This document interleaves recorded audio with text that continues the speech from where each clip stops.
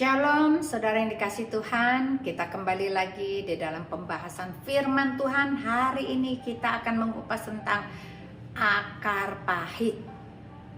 Ternyata yang pahit-pahit itu senang selalu berada di hati kita. Kita senang sekali untuk menyimpan dendam yang kita tidak mau ampunin orang yang bersalah. Kita akan membahas lebih lanjut tentang akar pahit ini. Apa saja yang ada di dalam hati kita yang menyebabkan kita tidak bisa bertumbuh. Karena akar pahit ternyata itu menghambat. Seperti pohon yang bantet, yang tidak punya buah. Pohon itu kelihatannya bertumbuh tetapi tidak memiliki buah. Karena apa? Ada sesuatu yang salah dari pohon ini. Pohon ini mandul untuk menghasilkan buahnya. Jangan sampai kita mempunyai pohon kehidupan kita yang tidak berbuah. Karena kalau kita tidak berbuah, Tuhan akan tebang dan kita akan dibakar di dalam api. Sebelum kita membahas lebih lanjut, mari saya ajak kita berdoa terlebih dahulu. Bapa dalam surga, hari ini kami akan membahas tentang akar pahit. Biarlah kami semua dilepaskan dari kepahitan-kepahitan apa yang kami alami dalam kehidupan, supaya tidak ada dendam apapun yang kami simpan dalam hati kami. Kau bebaskan roh kami mempunyai damai sejahtera dan sukacita. Terima kasih Tuhan, berkati hamba-Mu yang akan menyampaikan dan semua telinga yang mendengar. Hanya di dalam nama Yesus, kita semua yang siap diberkati Tuhan, katakan amin. Apapun yang pahit itu rasanya nggak enak. Jamu pahit, obat pahit, tidak ada yang enak. Kehidupan kita, kalau kita memulai hidup kita dengan kepahitan, selalu mengeluh dalam hidup ini. Keluh kesah kita adalah kepahitan. Rasa-rasanya, kenapa ya kok belum sukses-sukses? Kok kenapa ya suamiku belum berhasil? Kenapa ya anakku kok nggak pinter? Kenapa ya tetangga begini? Kenapa mertua begini? Kenapa ipar begini? Kenapa hidupku begini? Kenapa pekerjaanku begini? Itu semua pertanyaan-pertanyaan yang kenapa dan mengapa itu adalah akar kepahitan yang membuat kita tidak bisa bertumbuh imannya. Walaupun engkau adalah orang Kristen, walaupun kau sudah dibaptis, tapi selama masih ada akar-akar kepahitan dalam hidup kita, keluh kesah kita, semua komplain dalam kehidupan ini yang kita taruh dalam hati, hidup kita tidak punya damai sejahtera dan sukacita. Padahal Tuhan menjanjikan, orang yang hidup di dalam Yesus harusnya hatinya damai, harusnya hatinya penuh dengan sukacita. Kalau engkau sampai hari ini belum ada damai, belum ada sukacita, pasti ada yang salah. Kita mau bahas tentang akar pahit ini supaya engkau mengerti dan membuang semua akar pahit dalam kehidupan. Engkau bisa menikmati berkat Allah, yaitu damai sejahtera sukacita. Mari kita mau belajar dan lihat ayat berikut ini. Ibrani 12 ayat 15 berkata begini, jagalah supaya jangan ada seorang pun menjauhkan diri dari kasih karunia Allah, agar jangan tumbuh akar yang pahit yang menimbulkan kerusuhan dan yang mencemarkan banyak orang. Ternyata akar pahit itu sumber kerusuhan dan sumber pencemaran. Apakah engkau mulai mengerti bahwa kepahitan yang kita simpan itu bikin rusuh rumah tangga, rusuh tetangga, rusuh hubungan dengan kantor, dengan teman dan semua, dan tercemarlah nama-nama dari keluarga kita, dari kita dan semua orang-orang di sekitar kita. Jangan sampai terjadi dalam kehidupanmu. Lihat lagi ayat berikut. Ibrani 12 ayat 6 berkata begini, karena Tuhan menghajar orang yang dikasihinya Dan ia juga menyesah orang yang diakuinya sebagai anak. Kalau sampai Tuhan saat ini sedang membentuk engkau masuk di dalam penindasan, masuk di dalam hajarannya Tuhan. Mungkin engkau sakit, mungkin engkau putus asa, mungkin ada persoalan yang gak selesai, mungkin engkau sedang ada dianiaya. Tuhan berkata, Tuhan menghajar orang yang dikasihinya. Karena Tuhan sayang kepada kita, kita harus berbalik dari jalan kita dan kembali lagi kepada Dia. Tadi sudah diceritakan bahwa akar pahit ini sangat berbahaya. Apa itu akar pahit? Racun. Racun yang mematikan iman kita. Racun yang membuat kita tidak bisa bertumbuh. Racun yang membuat hubungan kita jadi rusak. Soalnya oleh karena itu akar pahit ini kita harus cabut. Kita harus buang. Supaya kita jangan menjadi perusuh-perusuh. Dan kita bukan menjadi orang yang mencemarkan nama orang lain. Yuk kita mau belajar hal-hal apa yang harus kita pelajari supaya akar pahit ini keluar dari hati kita. Hal yang pertama, kita harus bisa menerima didikan Tuhan. Ibrani 12 ayat 11 berkata begini, memang tiap-tiap ganjaran pada waktu ia diberikan tidak mendatangkan sukacita, tapi duka cita. Tetapi kemudian ia menghasilkan buah kebenaran yang akan memberikan damai kepada mereka yang dilatih olehnya. Amsal 3 ayat 12 dan ayat 11 dan 12 berkata, hai anakku, janganlah engkau menolak didikan Tuhan dan janganlah engkau bosan akan peringatannya. Tuhan memberi ganjaran kepada orang yang dikasihinya. Pada saat ganjaran itu diberikan, gak enak rasanya. Hatinya sedih, duka cita. Rasanya mau mati rasanya. Demikian juga sama Tuhan Yesus. Pada saat dia mau disalib, itu ada rasa duka cita di hatinya. Ada rasa sangat-sangat sedih. Karena dia harus mati disalibkan seperti orang yang berdosa.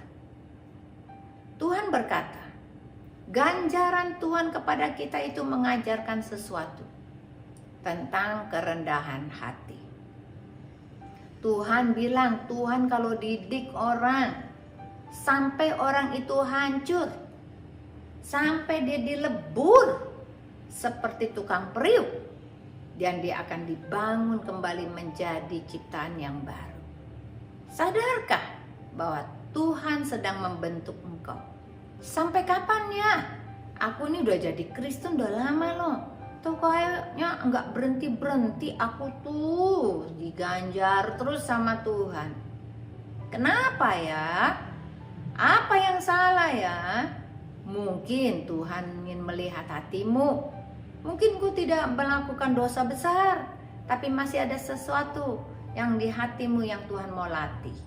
Berarti relakanlah hatimu pada saat engkau menerima didikan-didikan Tuhan. Saudara yang dikasihi, seorang tentara elit, dia akan siap untuk dididik dengan keras. Kalau engkau prajurit biasa, kopral, tingkatanmu biasa, engkau didikannya juga gampang-gampang aja. Tapi kalau engkau mau jadi tentara elit, engkau harus dilatih demikian rupa. Berarti kita harus dirubah pikirannya. Yang tadinya sempit-sempit ini, diperluas pikirannya. Supaya Tuhan latih engkau terus, didikan Tuhan masuk terus. Dengan cara apa?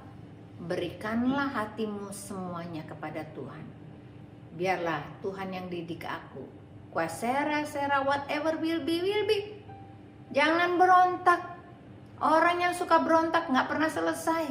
Apalagi dia memutuskan kehidupannya sendiri. Ada sebuah cerita. Seseorang wanita. Dia sudah berumur. Dia jatuh. Lalu ingin bangkit kembali. Tapi dia berusaha dengan tenaganya. mencari dokter sono sini. Tapi sebetulnya Tuhan ingin menyembuhkan tanpa operasi. Lalu wanita ini mendapatkan treatment dan sudah dimasukkan tulang panggulnya yang lepas masuk lagi ke dalam. Dan dia cuma menunggu waktu, sabar sambil menyayangi tubuhnya. Tapi apa yang dilakukan?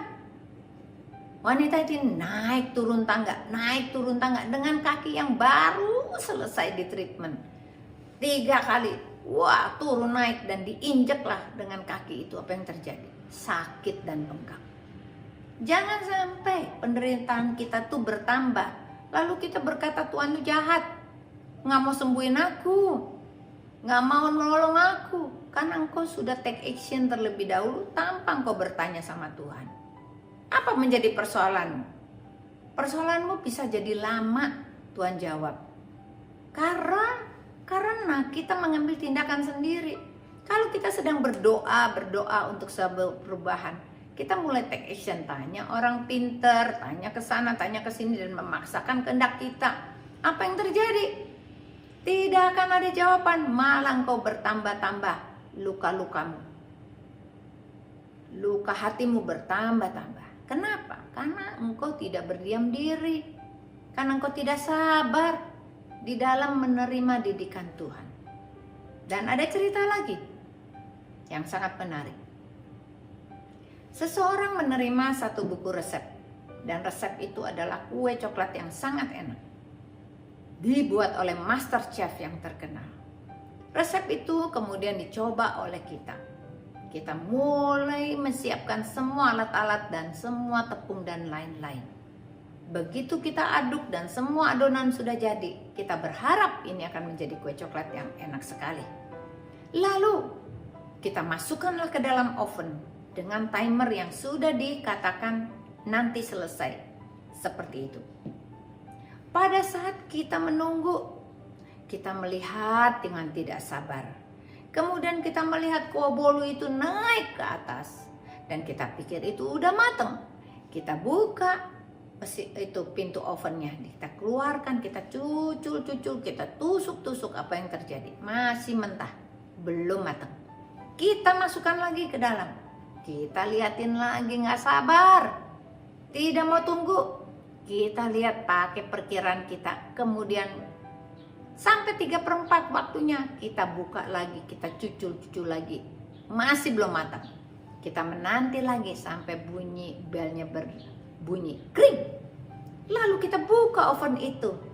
Lalu kita pikir ini kue coklat yang paling enak. Kita buka, kemudian kita tunggu sampai dingin, dan setelah itu kita ingin menikmati. Apa yang terjadi?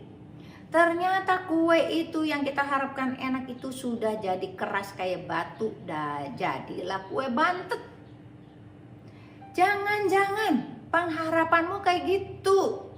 Kalau engkau gak sabar dalam prosesnya Tuhan, engkau buka oven itu, engkau cucul sendiri dengan waktu yang engkau sendiri pikir ini sudah waktunya. Demikian kedua kalinya engkau lakukan yang sama. Pada saat engkau ingin ada perubahan dalam keluargamu, engkau gak sabaran, engkau paksa suamimu berubah, engkau paksa anakmu berubah, engkau paksa mertuamu berubah, engkau paksa iparmu berubah. Tidak bisa. Waktu Tuhan bukan waktu kita. Waktu kita cuma satu, yaitu tunggu. Tapi maukah engkau menunggu waktunya Tuhan? Ini yang terjadi. Ambil pelajaran nomor 1, menerima didikan Tuhan sesuai dengan waktunya Tuhan. Hal yang kedua kita mau belajar. Mau dibentuk. Banyak orang tidak mau dibentuk sama Tuhan, maunya bentuk pakai dirimu sendiri. Jangan. Yeremia 18 ayat 6. Masakan aku tidak dapat bertindak kepada kamu seperti tukang periuk ini? Hai kaum Israel, demikian firman Tuhan. Sungguh seperti tanah liat di tangan tukang periuk, demikianlah kamu di tanganku, hai kaum Israel. Kita adalah tanah liat yang mau dibentuk Tuhan. Kita baca lagi ayat selanjutnya. Yeremia 18 ayat 4. Apabila bejana yang sedang dibuatnya dari tanah liat itu rusak, maka tukang periuk itu mengerjakannya kembali menjadi bejana lain menurut apa yang baik pada pemandangannya. Ini bercerita tentang sebuah proses pembentukan dirimu dan diriku. Tuhan itu sayang sekali kepada kita. Dia adalah tukang periuk. Dia ingin membentuk engkau dengan cara Tuhan, cara pandang Tuhan. Pada saat dalam proses periuk itu rusak atau kurang bagus bentuknya, Tuhan akan hancurkan lagi dan dibentuk kembali oleh Tuhan. Pada saat dibentuk kembali oleh Tuhan, gak enak rasanya. Orang-orang yang dihancur-hancurin lebur itu merasa sudah tidak berdaya. Tetapi Tuhan berkata, seperti tingginya langit dengan bumi, demikianlah rancanganku dengan rancanganmu. Rancanganku adalah rancangan damai sejahtera dan sukacita. Tapi rancangan kita adalah rancangan yang memberikan kita masa depan yang tidak punya harapan. Mana yang kau pilih? Tuhan katakan kita disuruh pilih. Kalau kita disuruh pilih, kita mau dibentuk oleh tangan Tuhan, kita sabar. Karena apa? Waktunya bukan waktu kita, tapi waktunya Tuhan. Supaya dia menjadikan engkau pribadi-pribadi yang luar biasa. Sabar, sabar, sabar, panjang sabar. Tekun, tekun, tekun. Dan setia, setia, setia. Tabah, tabah, tabah. Dan tetap percaya, percaya, percaya. Kalau pegang bahwa Tuhan tuh punya rencana yang terbaik dalam hidupmu, kenapa sedih? Setiap orang pasti akan punya percobaan. Tidak ada orang pun yang hidup di dunia ini gak punya percobaan. Masing-masing punya masalah dalam kehidupannya. Tetapi orang-orang yang memiliki Tuhan hidupnya berbeda. Masalah boleh ada, tapi dia punya Tuhan yang lebih kuat yang akan menyelesaikan masalah-masalah dia. Makanya orang-orang yang bergantung kepada Tuhan, yang siap dibentuk oleh Tuhan, mereka lebih strong, mereka lebih kuat, mereka lebih tabah, mereka lebih sabar, mereka lebih tekun, tidak pantang mundur. Oleh karena itu terimalah semua proses kehidupanmu dengan rela hati. Pada saat engkau rela hati, engkau sedang dihancurkan, biarlah Tuhan engkau membentuk aku seperti bejana yang kau keingini. Seperti apa modelnya Tuhan? Inilah hidupku Tuhan, bentuklah aku. Siapkah dirimu untuk dibentuk oleh Tuhan? Kalau kita yakin, pasti ada sesuatu mujizat terjadi dalam kehidupanmu. Hal yang ketiga yang kita mau belajar hari ini, yaitu menjadi manusia yang baru. Ternyata susah jadi manusia baru. Kita lebih suka jadi manusia lama, karena kita pengen yang lama-lama. Demikian juga bangsa Israel, selalu pengen kehidupan yang lama. Balik lagi ke Mesir, makan mentimun, makan semua ada buah-buahan. Katanya kalau di padang gurun gak enak. Bukankah kita kadang-kadang ingin kembali lagi kepada dosa kita yang lama, yang kita senang nikmati? Tuhan berkata, kalau menjadi manusia baru tuh dibuang semuanya. Relakan kau membuangnya? Kita baca ayatnya.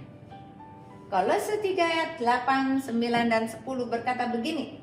Tetapi sekarang buanglah semuanya itu, yaitu marah, geram, kejahatan, fitnah, dan kata-kata kotor yang keluar dari mulutmu. Jangan lagi kamu saling mendustai. Kamu telah menanggalkan manusia lama serta kelakuannya, dan telah mengenakan manusia baru yang terus diperbarui untuk memperoleh pengetahuan yang benar menurut gambar haliknya. Apa sih karakter manusia lama? Ternyata manusia lama itu garang ya. Dia suka marah, geram, jahat, fitnah. Kata-kata kotor keluar dari mulutnya. Jangan-jangan itulah yang menjadi kelemahan kita. Kita nggak tahan emosi. Kita punya mulut ini yang adalah ini tamparan buat kita sendiri. Jagalah lidahmu. Kalau engkau marah, jangan sampai berdosa dalam perkataanmu. Jangan sampai engkau mengutuk. Kalau kita mengutuk anak, kita bilang, aduh kamu anak bandel yang gak bisa berubah, maka anak itu kan bandel. Kalau kita berkeluh kesah tentang suami, oh suami susah, bakal susah. Sekarang aja udah susah, tambah susah, akan jadi susah. Tapi kalau kita berkati suami kita dengan mengucap syukur, wow, sesuatu terjadi dalam kehidupanmu. Jangan heran, segala sesuatu itu tergantung dari perkataanmu. Daripada sikap respon yang Tuhan ingin lihat dari hatimu. Tanggalkan manusia lamamu. Biarlah tidak ada lagi kemarahan, semua unek-unek di hati kita. Kita tanggalkan. Kenapa? Kalau kita tanggalkan, kita akan merasa hati kita lebih baik. Dan kita punya damai. Kita bisa bersukacita. Bagaimana caranya? Susah banget cari damai dan sukacita. Gampang kok. Asal engkau bertemu dengan Yesus. Pagi hari kita menyapa dia. Siang hari kita menyapa dia. Malam hari kita menyapa dia. Maka Tuhan akan pelan-pelan bersihkan hatimu. Karena saat ini mungkin engkau belum punya hubungan yang intim dengan Tuhan. Belum panggil nama Tuhan. Walaupun engkau adalah orang Kristen. Walaupun engkau sudah dibaptis. Tetapi jarang ada komunikasi. Oleh karena itu kita rubahlah hari ini. Kita bangkit kembali. Kita bangun kembali hubungan yang manis dengan Tuhan. Sapalah dia pagi hari. Sapalah dia siang hari. Sapalah dia malam hari. Akan terjadi mujizat dalam kehidupanmu. Bahwa akar-akar pahitmu ini akan dilenyapkan oleh Tuhan. Karena Tuhan duduk makan bersama engkau pagi, siang, dan malam. Maka sampah-sampah itu otomatis harus keluar. Kenapa? Kau tidak bisa bersihkan tanpa Roh Kudus. Hanya kehadiran Roh Kudus yang bisa membersihkan hatimu, membersihkan pikiranmu, membersihkan matamu, membersihkan mulutmu, tanganmu, dan kakimu. Sehingga kita berjalan sesuai dengan kehendak Tuhan. Kita akan menikmati berkat Allah luar biasa. Tuhan Yesus memberkati. Mari kita berdoa. Tuhan Yesus, terima kasih untuk firman Tuhan yang dahsyat dan ajaib. Hari ini kami diberkati. Tuhan terus berkata-kata kepada kami supaya kami tidak menyerah, tapi kami mau membuang semua akar pahit kami dengan kuasa Roh Kudus yang ada di hati kami. Ajar kami jalan-jalan-Mu, kami dihancurkan seperti tanah liat, kami dibentuk kembali, dan kami mau menanggalkan manusia lama kami. Tuhan, ajar kami supaya hidup kami berkenan di hadapan-Mu. Terima kasih. Di dalam nama Tuhan Yesus, kita semua yang sudah diberkati firman ini katakan amin. Puji nama Tuhan. Tuhan Yesus memberkati.